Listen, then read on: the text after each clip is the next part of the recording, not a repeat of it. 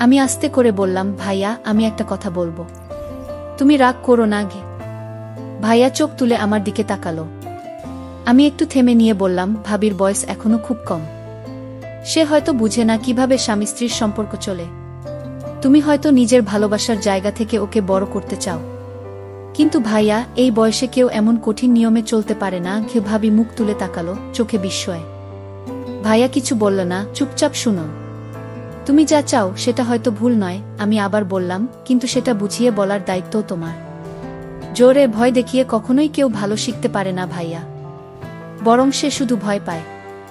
আর সেই ভয় থেকে আসে দূরত্ব, ভুল বোঝাবুঝি কি। আমি বলতে বলতে একটু থেমে গেলাম। ভাইয়া হঠাৎ উঠে দাঁড়াল, জানালার পাশে গিয়ে দাঁড়িয়ে রইল কিছুক্ষণ। তারপর হঠাৎ বলল, তুই তো ছোট ছিলি সবসময়, কবে এত বড় হয়ে গেলি যে আমাকে উপদেশ দিছিস? তবে কণ্ঠে ছিল অভিমান নয়, এক ধরনের মেনে নেওয়া। আমি এগিয়ে গিয়ে ভাইয়ার কাঁধে হাত রাখলাম। আমি তো তোমার ছোটি, তাই বলছি। কারণ তুমি যে কষ্ট পাচ্ছ সেটা আমিও সহ্য করতে পারছি না কি। বন্ধুরা, আজকের এই গল্পটি আরও স্পেশাল, না দেখলে খুব মিস করবেন। আর দয়া করে গল্পটি ভালো লাগলে ভিডিওটি লাইক, কমেন্ট, শেয়ার ও চ্যানেলটি সাবস্ক্রাইব করে দেন প্লিজ। ভাইয়ার বিয়ে ঠিক হবার পর থেকে বাসার পরিবেশ একেবারে বদলে গেল। মা বাবা খুশিতে ডুবে থাকলেও আমার মনে একটা অদ্ভুত অস্বস্তি কাজ করছিল। ভাইয়ার বউ সাজু, মাত্র 5 বছরের মেয়ে। নিজের কথাবার্তা খুবই কম, হাসিটাও যেন ভয়ে আটকে থাকে ঠোঁটের কোণে। প্রথম দিন থেকেই আমি লক্ষ্য করছিলাম, সে কথা কম বলে, মাথা নিচু করে থাকে সবসময়। তার বয়স নিয়ে আমি প্রশ্ন তুলেছিলাম, কিন্তু পরিবার বলেছিল বউয়ের বয়স ছোট হলে তবেই সহজে গড়াগড়ি হয়ে যাবে সংসার। ও আমি কিছু বলিনি তখন, কিন্তু মনটা কেমন করে উঠেছিল। বিয়ের 3 দিন পর প্রথম রাতে আমি আমার ঘরে শুয়েছিলাম। হঠাৎ রাত 1টার দিকে চাপা এক ধরনের আওয়াজ পেলাম, যেন কারো কণ্ঠ, রুদ্ধ কান্না বা কিছু একটা ঠেকিয়ে রাখা হচ্ছে। আমি উঠেই বারান্দায় গেলাম। পাশের ঘরে আলো নিভানো, কিন্তু দরজার ফাঁক দিয়ে আলো এসে পড়ছিল। কানে আসছিল ফিসফিস করা শব্দ। ভাবলাম, নতুন বিয়ে, এমন তো হতেই পারে। নিজেকে বোঝালাম, কিন্তু প্রতিদিন প্রতি রাত একই আওয়াজ। প্রতিদিন রাত 1টা থেকে 2টার মাঝামাঝি সময়ে একটা চাপা শব্দ হতো, কখনো কান্নার মতো, কখনো ফিসফিস করে ঝগড়ার মতো, আবার কখনো দম বন্ধ হয়ে আসা নিঃশ্বাসের মতো। আমি এক রাতে ঠিক করলাম দরজার পাশে চুপ করে দাঁড়িয়ে থাকব। সেই রাতেও ঠিক একই সময়ে শব্দটা শুরু হলো, তোমার কিছু শেখার দরকার আছে কি। এটা আমার ভাইয়ার গলা, তবে খুব কঠিন, রাগী শোনাচ্ছিল। আরেকটা গলা, খুব নিচু, কাপা কাপা, আমি তো চেষ্টা করছি। ভাই। আমি চমকে উঠলাম, ভাই? ও কি ভাইয়াকে ভাই বলছে? আমি আর দাঁড়িয়ে থাকতে পারিনি। দরজা খুলে হঠাৎ করেই কাশলাম, যেন কিছুই জানি না। ভাইয়া দরজা খুলে মাথা বের করল, চেহারা একেবারে লাল, কপালে ঘাম। ঘুমাওনি এখনো? না, পিপাসা পেয়েছিল, পানি খেতে উঠেছিলাম। ভালো করে ঘুমাও, তোদের পরীক্ষার সময় এটা না করলে হয় না। আমি চলে আসলাম, কিন্তু রাতটা কেটে গেল অস্থিরতায়। রোজ রাতেই একই সময়, একই চাপা শব্দ, একই শ্বাসরুদ্ধ ফিসফাস। প্রথম কয়েকদিন নিজেকে বোঝানোর চেষ্টা করেছি, নতুন বিয়ে হয়েছে, কিছুটা অস্বস্তি হতেই পারে। কিন্তু ধীরে ধীরে শব্দগুলো কেবল অস্বস্তি নয়, ভয়ের মতো লাগতে শুরু করল। ভাবির কণ্ঠ যেন প্রতিদিন আরও বেশি কাঁপছে, আর ভাইয়ার কণ্ঠ হয়ে উঠছে কঠিন, চাপা রাগে ভরা। চতুর্থ রাতে আমি আর নিজেকে ধরে রাখতে পারলাম না। আমার ঘরের দরজা খুলেই সোজা বারান্দায় গেলাম। অন্ধকারে দাঁড়িয়ে নিঃশ্বাস আটকে চোখ রেখে দিলাম ভাইয়ার ঘরের দরজার ফাঁকে। দরজাটা একটু খোলা ছিল, মনে হলো ওরা হয়তো জানেই না কেউ দেখছে। ঘরের ভেতরের দৃশ্য দেখে আমি স্তব্ধ হয়ে গেলাম। ভাবি মাটিতে বসে, চোখে পানি, পরনে সাদা একটা পাতলা। ওর মুখ লাল হয়ে আছে, যেন কান্না করতে করতে গাল দুটো ফেটে গেছে। ভাইয়া দাঁড়িয়ে, তার হাতে একটা কিছু, মুখ গম্ভীর। তুমি এতটা বোকার মতো আচরণ করছো কেন? তুমি আমার স্ত্রী, অথচ তুমি এখনো বুঝতেই পারো না স্বামীর সাথে কি আচরণ করতে হয়। আমি তো চেষ্টা করছি। ভাই মানে? আপনি কি? ভাবি গলা নিচু করে ভাইয়া করা গলায় বলল, তুমি আমাকে ভাই ডাকো কেন? এভাবে কেউ স্বামীকে ডাকে? ভাবির মুখ আরো ফ্যাকাশে হয়ে গেল। ভাবি বলল, আমি ছোট ছিলাম তো, এখনো অভ্যেস যায়নি গু। তখন হঠাৎ ভাইয়া দেয়ালে জোরে ঘুষি মারল। আমি চমকে উঠলাম। এখনো যদি শিখে না ফেলো তাহলে আমাকেও বদলাতে হবে। আমার রক্ত হিম হয়ে গেল। এই শব্দগুলো ঠিক সেইভাবে বলা হচ্ছিল যে কোনো অশ্রাব্য কিছু শুরু হতে পারে যে কোনো সময়। আমি জানতাম না কি করব। ভেতরে ঢুকে পড়ি, মা বাবাকে ডাকি, নাকি ভিডিও করি প্রমাণের জন্য। কি করব ভাবছিলাম, কিন্তু তখন একটা দৃশ্য দেখলাম যা আমাকে আরো বিভ্রান্ত করে দিল। ভাবি আচমকা উঠে গিয়ে ভাইয়ার পা জড়িয়ে ধরল। খুব নিচু স্বরে কিছু বলছিল, আমাকে ক্ষমা করে দাও। তবে দেখে মনে হচ্ছিল ভয়, অনুনয় আর অসহায়ত্বের এক অদ্ভুত মিশ্রণ। ভাইয়া তাকে তুলে দাঁড় করাল। মুহূর্তেই গলা নরম করে বলল, তুমি জানো না আমি তোমাকে কতটা ভালোবাসি, কিন্তু তুমি আমাকে বাধ্য করো রেগে যেতে। আমি যেন এক সেকেন্ডে আরেকটা মানুষকে দেখতে পেলাম, এই সেই ভাইয়া যে সারা জীবন আমার রোল মডেল ছিল।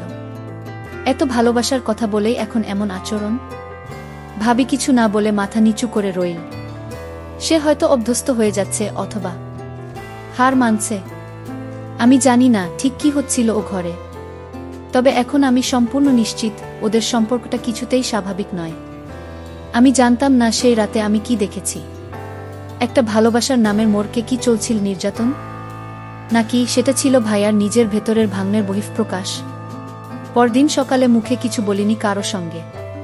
ভাবি জিজ্ঞেস করলেন, রাতে ঘুম হয়েছিল? আমি শুধু মাথা নাড়লাম।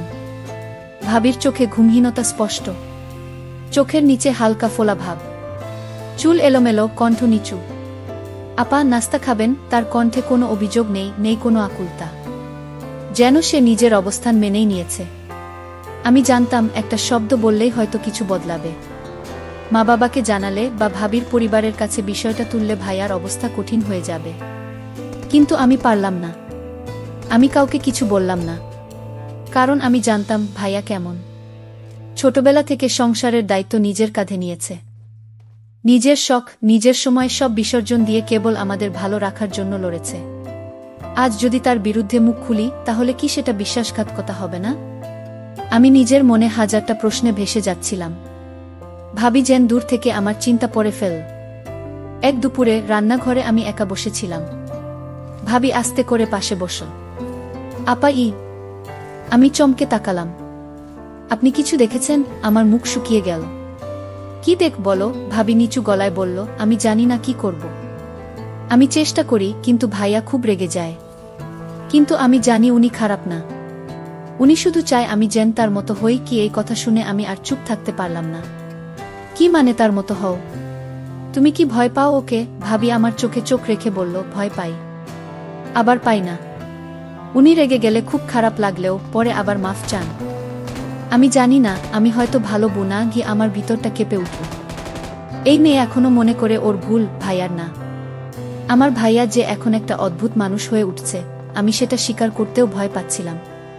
কিন্তু এটাও ঠিক, তার এই রূপটা আমি সহ্য করতে পারছিলাম না, কারণ আমি তাকে জানতাম ভিন্ন একজন মানুষ হিসেবে। সেদিন রাতে প্রথমবার ভাইয়ার ঘরের দরজার ফাঁকে নয়, আমি নিজেই গেলাম ও ঘরের সামনে দাঁড়িয়ে। ভেতর থেকে আসা তীব্র গলা, তুমি শিখবে না? আমি কিভাবে বোঝাই? আমি কাপা হাতে দরজায় টোকা দিলাম। দরজাটা ধীরে খুলে গেল। ভাইয়া চোখ বড় করে তাকিয়ে থাক। তুই এখানে? আমি তাকালাম ওর চোখে। সেখানে রাগ নয়, একরাশ লজ্জা। আমি আস্তে করে বললাম, তুমি ঠিক আছো ভাইয়া? ওর মুখটা নরম হয়ে গেল। হঠাৎ করে সে বসে পড়ল খাটের কোণে, কপালে হাত দিয়ে বলল, আমি জানি না আমি কেমন হয়ে যাচ্ছি গু। ঘরটা তখন এক অদ্ভুত নীরবতায় ডুবেছিল। আমি, ভাইয়া আর ভাবি তিনজনই একটা ছোট ঘরে বসে আছি, অথচ যেন তিনটা আলাদা দুনিয়ায়। ভাইয়া মাথা নিচু করে বসেছিল, ভাবি চুপচাপ, চোখ নিচু। আমিও জানতাম এখন কিছু না বললে হয়তো আর কোনোদিন বলা যাবে না। আমি আস্তে করে বললাম, ভাইয়া আমি একটা কথা বলবো, তুমি রাগ করো না গে।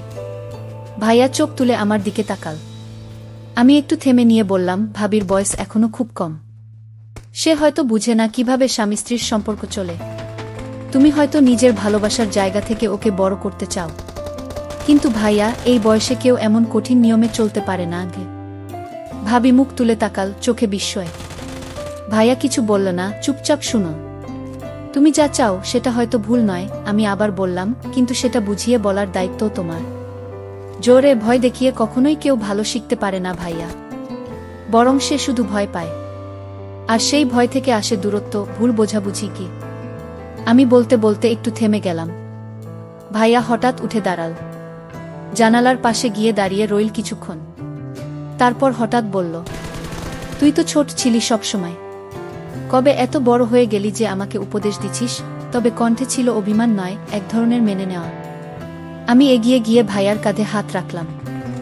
আমি তো তোমার ছোটি, তাই বলছি, কারণ তুমি যে কষ্ট পাচ্ছ সেটা আমিও সহ্য করতে পারছি না। কি ভাইয়া ধীরে ধীরে আমার দিকে ফিরে তাকাল, চেহারায় এক গভীর ক্লান্তি নিয়ে বলল, ও আমি শুধু চাইছিলাম কেউ আমাকে বুঝুক।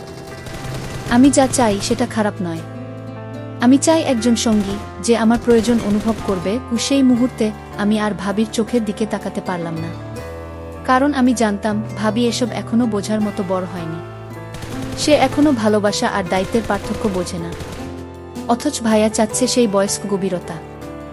আর এই ফাঁকে অজান্তেই আমি নিজেই ভাইয়ার মনের কথা বুঝে ফেলেছি, এমনকি কিছু অনুভবও। আমরা তিনজন এক ঘরে, অথচ তিনটা ভিন্ন অনুভূতির লোক। ভাবি ভয়ে ঢাকা, ভাইয়া একাকিত্বে কাঁপা, আর আমি এই দুইয়ের মাঝখানে দাঁড়িয়ে নিজের অবস্থান খুঁজে ফিরছি। রাত তখন অনেকটা গড়িয়ে গেছে। ভাইয়ার ঘরে আলো নেবার আগ পর্যন্ত আমি পাশে ছিলাম, গল্প করেছি, পুরনো কথা মনে করিয়ে দিয়েছি। কিছু কিছু মুহূর্তে ভাইয়ার মুখে একটু শান্তির ছাপ ছিল। ভাবিও চুপচাপ আমাদের কথা শুনছিল, কখনো চোখে এক টুকরো ঈর্ষা, কখনো স্বস্তি। তবে আমি বুঝছিলাম, আমি যেন ওদের দুজনের মাঝখানে এসে দাঁড়িয়েছি, না চাইতেই। রাত 12:30টার দিকে আমি উঠে বললাম, আমি চলি ভাইয়া, অনেক রাত হয়ে গেছে। কি ভাইয়া আস্তে করে মাথা নেড়েছে। ঠিক আছে, ঘুমাস ভালো করে। কি ভিতরে কোথাও ওর কণ্ঠে ছিল না বোন বলার সেই চেনা উষ্ণতা। আমি ঘরে ফিরে এলাম, দরজা বন্ধ করেই আয়নার সামনে দাঁড়ালাম। হঠাৎ নিজেকে অপরিচিত লাগল। আমি কি এখনো সেই আমি, নাকি ভাইয়ার দুঃখ বুঝতে গিয়ে নিজের ভেতরেও কিছু হারিয়ে ফেলেছি? শুয়ে পড়লাম, কিন্তু ঘুম আসছিল না। কান খাড়া করেই রেখেছিলাম, ভাবলাম আবার সেই রাতের মতো কোনো অদ্ভুত শব্দ শুনব কিনা। কিন্তু আজ যেন সব নীরব। আকাশে হালকা চাঁদ উঠেছে, জানালার ফাঁক দিয়ে তার আলো ঘরে ঢুকছে। ঠিক তখনই ফোনে একটা মেসেজ এল, ভাইয়ার নাম্বার থেকে। আজ তুই ছিলি বলেই আমি শান্ত থাকতে পারলাম। তুই পাশে থাকিস, তাহলে আমি বদলাতে পারব। মেসেজটা পড়ে হাত কাঁপতে লাগল। ভাইয়া? আমি উত্তর দিলাম না, শুধু ফোনটা চেপে ধরে ভাবতে লাগলাম, আমার উপস্থিতি কি ওর মধ্যে বদলের আশ্বাস, নাকি আরো গভীর কোনো টান তৈরি হচ্ছে? ঘরের নিস্তব্ধতা তখন আরো ভারী হয়ে উঠছিল। আমি জানতাম কাল সকাল থেকেই সবকিছু আর আগের মতো থাকবে না। পরদিন সকালটা ছিল অন্যরকম। আমি উঠে প্রথমেই আয়নার দিকে তাকালাম, চোখে কালো ছাপ, মুখে চাপা ভাব। আমি কি ক্লান্ত ছিলাম, নাকি বদলে যাচ্ছিলাম? ভাইয়া ও ভাবি ডাইনিং টেবিলে বসেছিল। আমি যেই ঘর থেকে বের হলাম, ভাইয়া একটু তাকাল আমার দিকে। নীরব চাহনি, কিন্তু যেন কিছু বলছিল। ভাবি নিচু গলায় বলল, আপা চা বানিয়ে দিই? আমি হেসে বললাম, না, আজ আমি করি। চা বানাতে বানাতে আমি ভাবছিলাম, এই সংসারে আমি কি ভূমিকা নিয়েছি। ভাবি যে এখনো নতুন, যার বয়সী বোঝে না সংসার মানে কি। ভাইয়া যে নিজের ভেতরের তীব্র শূন্যতা পূরণ, কিন্তু হয়তো ভুল পথে। আর আমি তো কেবল সাহায্য করতে চেয়েছিলাম, ভাইয়াকে বদলাতে, ভাবিকে বুঝতে শেখাতে। কিন্তু নিজের ভেতরের এক অজানা অনুভবের সঙ্গে লড়ছিলাম। রাত হলে আবার কথা হলো ভাইয়ার সঙ্গে। আমি জানালা দিয়ে চাঁদের দিকে তাকিয়েছিলাম। ভাইয়া পাশে এসে দাঁড়াল। তুই পাশে থাকিস তো সব সহজ লাগে। আমি হেসে বললাম, আমি তো আছি ভাইয়া, সবসময়। কিন্তু সেই হাসির নিচে ছিল একটা চেপে রাখা সত্য। ভাইয়াকে সাহায্য করতে গিয়ে আমি নিজেই কোথায় যেন আটকে গেছি।